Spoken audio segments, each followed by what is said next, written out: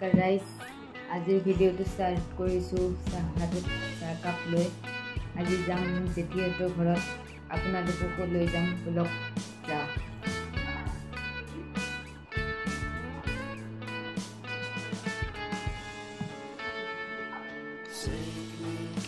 তেলপিঠা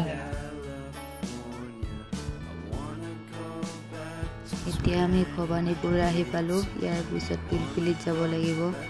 মা আৰু মই ইয়াতে বহিছোঁ এতিয়া মই জেঠীমাহঁতৰ ঘৰ আহি পালোঁ আহিয়ে ভাগৰ লাগি গৈছে ভণ্টি আৰু এজন